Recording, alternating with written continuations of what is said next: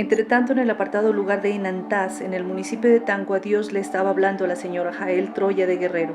Por medio de una visión, Dios le mostró que él tenía para ella un mensaje escrito en la Biblia y le instó que consiguiera la Biblia para conocerlo a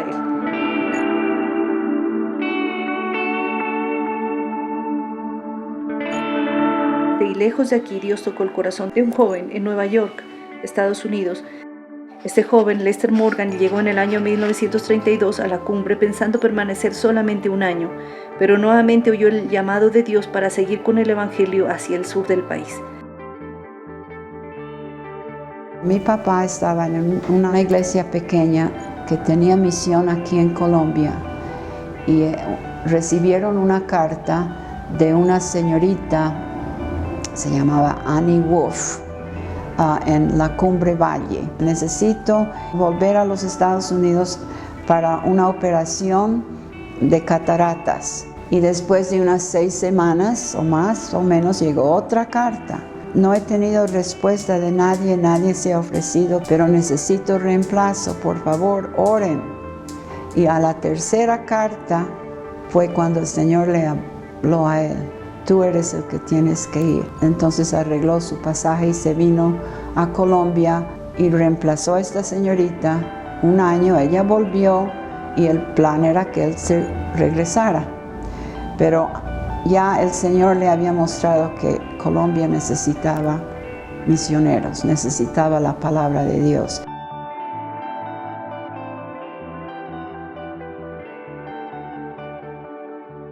Él relata esto en unas cartas que tenemos nosotros a mi mamá.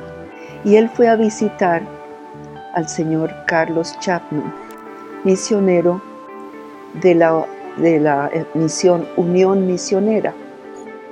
Y le preguntó, ¿dónde en Colombia no ha llegado hasta ahora la palabra del Señor? Y él dijo, al sur, en Nariño, todavía no hay una misión establecida. Ese primer viaje lo hizo desde Popayán a caballo. Después de 10 largos y difíciles días de camino, llegó al kilómetro 15, en donde pudo por primera vez divisar la ciudad de Pasto, recostada sobre las faldas del volcán Galera, rodeada de una bella colcha de retazos verdes y amarillos. Se bajó de su cabalgadura, se arrodilló al lado del camino y oró: Señor mío, dame este valle para Cristo.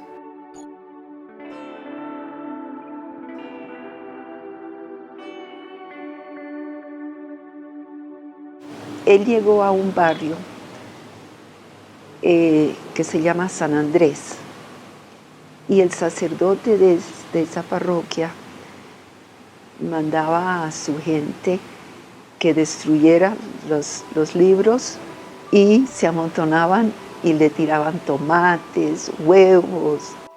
Sin embargo, él sabía que ese era el lugar.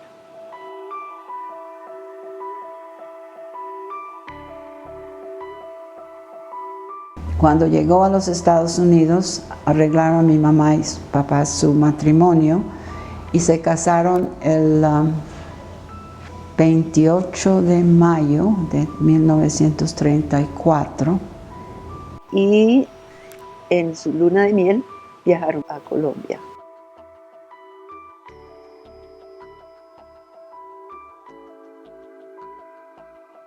Tuve la oportunidad hace poco relativamente de leer las primeras cartas que ella escribió a su mamá, a su misión. Aquí está, creo que esta es la primera, julio 3 del 34. Y pues ahí es que menciona un poco sobre su dificultad de pensar que va a estar aquí en Colombia pues por largo tiempo. Cuando llegaron, contó cómo no había dónde quedarse y se quedaron en un rincón, en un hotel. Mi mamá contaba que durmieron debajo de una mesa esa noche y que para las sábanas cogieron el mantel de la mesa para tender como sábana, y a la otra mañana la sábana volvió a ser el mantel en la mesa. Y buscaron casa Y por fin alguien les arrendó, alguien que ya se lo conocía como anticatólico. Y él les arrendó la casa porque nadie les quería arrendar. En una de esas cartas ella cuenta una escena en que pasaban por ahí personas siempre tratando de atacar a los evangélicos, incluso violentamente. Y una vez una piedra pasó pues a milímetros de la cabeza de mi abuelo. Nosotras cuando caminábamos por la calle, el famoso cantico que nos cantaban: no queremos protestantes que nos vengan a Colombia a corromper. Nos cantaban así, no, protestante.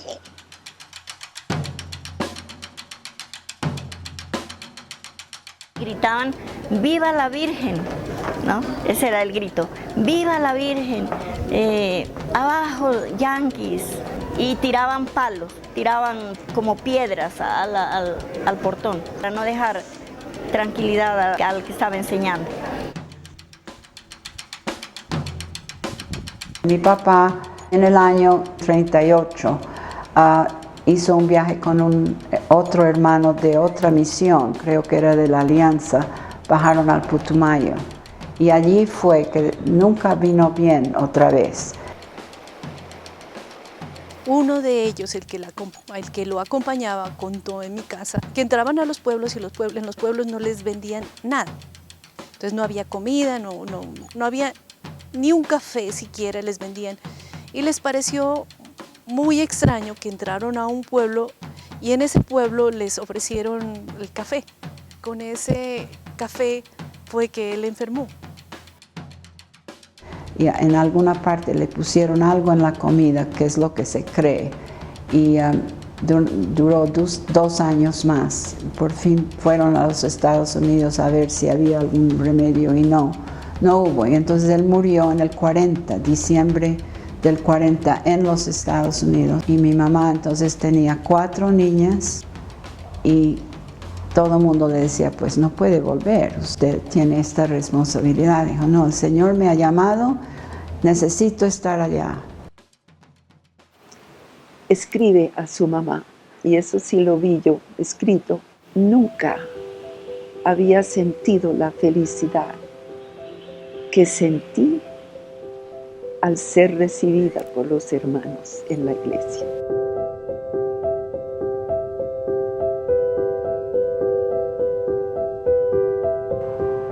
Mi abuelita, después de la muerte de mi abuelito, lo que hizo fue una misión de misericordia. Ella hacía todo lo que nadie más quería hacer. Entonces recibía al leproso, recibía a la persona pues enferma con una enfermedad terminal, un cáncer, los recibía en su casa para que murieran ahí. Las personas que no tenían a dónde más recurrir llegaban. Pues tengo la referencia de ella, de verla llegar a mi casa. Me acuerdo algo impactante, que llegaba con leprosos. Mi papá es médico y traía leprosos del Putumayo y los traía a la casa para ver cómo podían ser sanados y podían tener algún remedio, ¿no? No había una buena cobertura de salud, menos en los pueblos. Entonces la señora Catalina Morgan empieza por lo básico, a hablarles del cuidado, del aseo, aprendió a usar las plantas y a curar de esa manera, porque de otra forma, ¿cómo hacía para atender toda la población que ella visitaba? Ella tenía un libro, y por ahí está todavía, El camino rápido a la salud. Era todo de medicina natural. Entonces ella los trataba con eso y la gente se mejoraba. El Señor la usó y le dio ese don, pero no estaba presente en la doctrina del Espíritu Santo, ni de sanidades, ni de milagros, pero eran milagros, milagros, milagros. Hay una anécdota que habían salido a comprar el ataúd para una señora y Entonces, pues antes de salir, mi abuelita cogió una penicilina vencida. Dijo, bueno, pues ya no hay nada que hacerle, entonces cogió y le aplicó pues esa dosis de penicilina vencida. Y bueno, se fueron a comprar el ataúd, lo compraron, lo trajeron y esperando que pues la señora muriera. Cuando viene María Ruth, abuelita, la señora tiene hambre. ¿Cómo tiene hambre? Sí, tiene hambre, que quiere comer. Entonces se fueron, comió, se repuso y vivió y tuvo hijos hasta después de eso y todo. Entonces, en medio de eso también veían milagros del Señor, ¿no? También en los campos. Lo primero, llegaba ella y se hacía una fila. Me duele esta muela y me duele esta y por favor sáquemela. Y en la clínica aquí en Pasto tenía horas, porque si no hubiera sido día y noche que la gente venía. Yo recuerdo, era de 1 a 3. Y uno de los hermanos de la iglesia venía a esas horas y a la gente que esperaba les explicaba el Evangelio. En Puerto Espina se reunían como unos 300 personas por la medicina y no tanto por escuchar el Evangelio, pero como iban por la medicina, ahí les entregábamos el Evangelio. Allá como es caliente, debajo de los árboles tendían sus colchitas y ahí amanecían debajo de los árboles. Cosa que un día le digo, hermano Octavio, toda esta gente que está aquí son cristianos. Dijo, no, pero hay que entregarles el mensaje.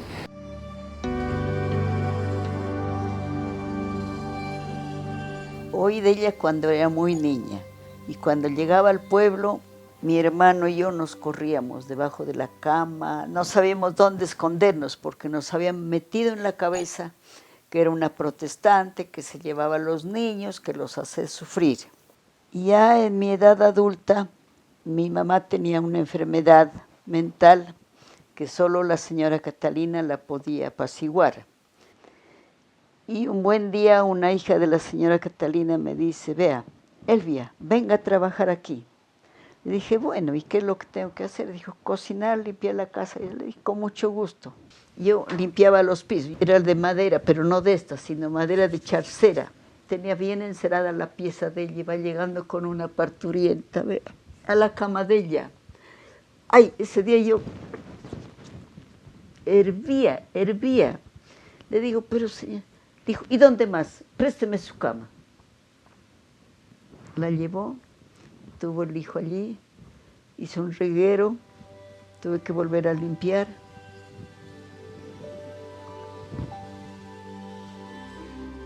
Así era ella, así era ella.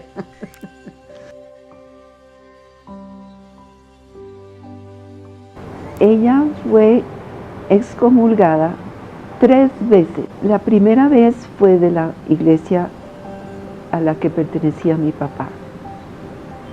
Fue excomulgada porque ella partió el pan de la Santa Cena con los misioneros nuevos que habían venido de la Alianza Cristiana y Misionera. Esa era la casa posada de la Alianza. Allí principiaron los 2 jóvenes que principiaron la iglesia de las asambleas. Allá fue un de apellido largo que principió la iglesia Movimiento Misionero.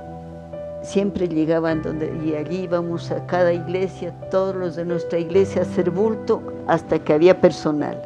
Pues ya, en las asambleas también bulto, y a los que vivían por allí cerca, la señora Catalina decía, vayan allí, que es buena iglesia, vayan allí.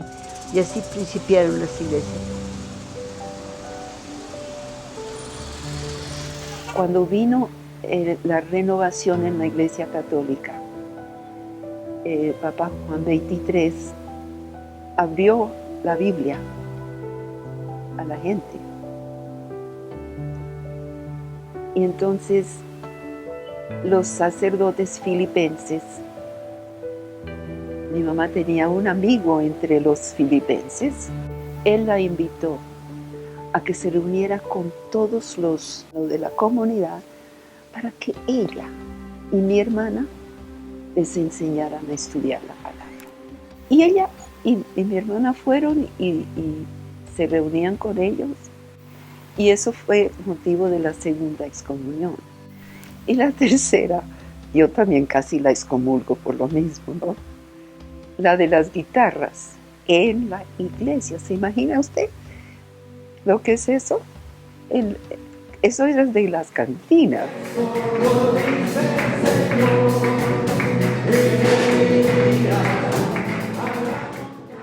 En todo caso, cuando se enteraron de que ella había permitido que en la iglesia los hermanos llevaran la melodía con la guitarra, lo último, excomunión. Aunque le dolió muchísimo cuando sus propios hermanos la rechazaron, dijo, yo creo que Dios sabía que yo necesitaba un raise. Una alza en el salario. En el salario, porque desde que pasó esto, el Señor ha sido más bueno conmigo y he recibido más para poder dar más. Vino una señora que quería que le dé, que no tenía nada que para los niños. Entonces ella dijo, vamos a recoger todo lo que tenemos. Dijo, yo voy a darle todo a esta señora. Verá que mañana Dios nos va a recompensar. Y fue así. Llegó una señora y nos trajo, le trajo un mercado. Y vino una señora del campo y le trajo papas, repollos. Y ella me decía, ya ve, que todo el Señor nos recompensa. Cuando mataron a Gaitán, empezó la persecución. Era el pueblo. Después ya empezaron con los creyentes. Un hijo de un evangélico no podía estudiar en una escuela normal. El evangélico era perseguido, era apedreado, le negaban. Y si de pronto decía, el grupo evangélico decía, hagámonos un ranchito y paguemos una profesora, iban y le echaban candela. Y sacaban. Aquí en el Canadá quemaron como 2. Yo traté de hacer una capilla en mi vereda San Fernando. A los 6 meses se me fue el sacerdote encima, que por favor, que yo me fuera para desocupar esa vereda. Y que si no llegaba a echarme candela a la casa, porque todos los que estábamos dentro del Evangelio éramos una lepra. No era posible ser evangélico y no ser perseguido. Por eso tenemos escuela, por eso tenemos cementerio. Los creyentes que morían y que no eran católicos no podían usar del cementerio público, porque solamente había un cementerio y era el cementerio católico. Entonces había otro pedazo de terreno que era para suicidas y para personas que morían en la calle. Entonces, cuando compramos el terreno para el colegio, inmediatamente decidió mi mamá con la iglesia que era bueno separar un pedazo para el cementerio. Pero esto ya no va a ser cementerio. Pero alguien ha estado aquí poniendo rosas y este es, como ven, nuestro cementerio. Jorge. El del doctor Dat. Es allí. That was right in the front there.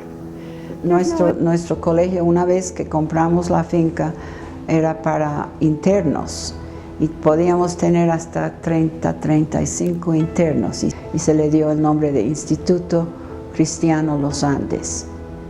Y la mayoría de ellos venían del Putumayo.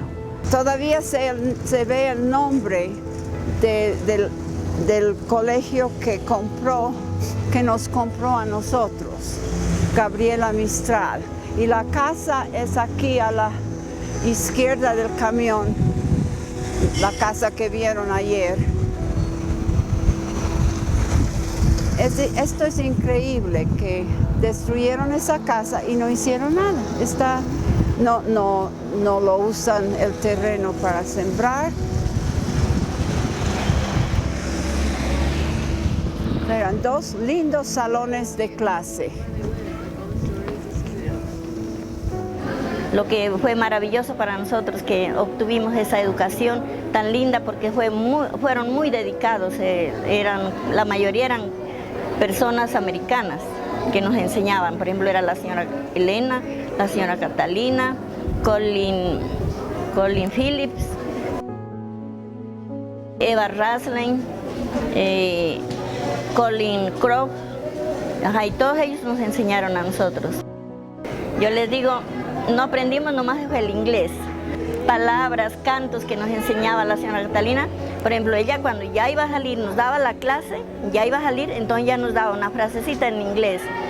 Nos decían, come to dinner, y salíamos. Todos los sábados nos reuníamos a estudiar inglés y nos hablaban de Jesús, y eso es algo que se quedó grabado en la mente, ¿no? Los momentos tan agradables y tan hermosos que vivimos allá.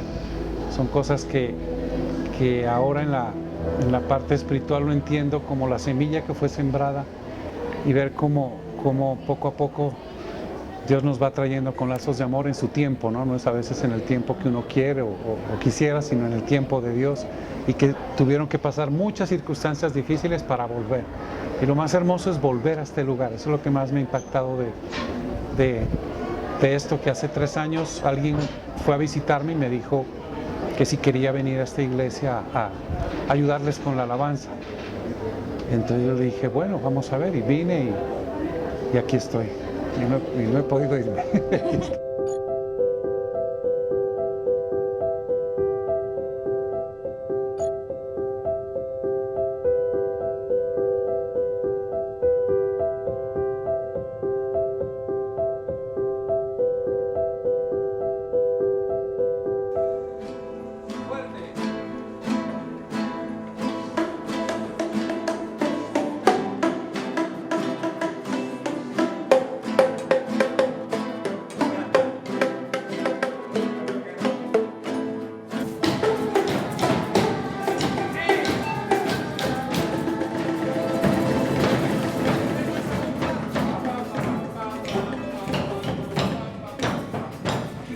Luego nace la fundación aquí, en los espacios de la iglesia, como la parte de proyección social de la iglesia hacia la comunidad.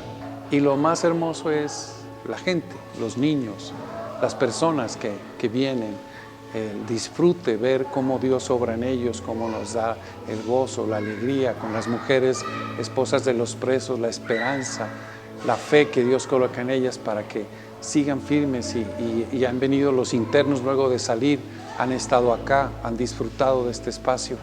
El resultado de nuestra fe lo da Dios, pero eso es lo que a uno lo alimenta mucho más a desear servir más para la causa de Cristo.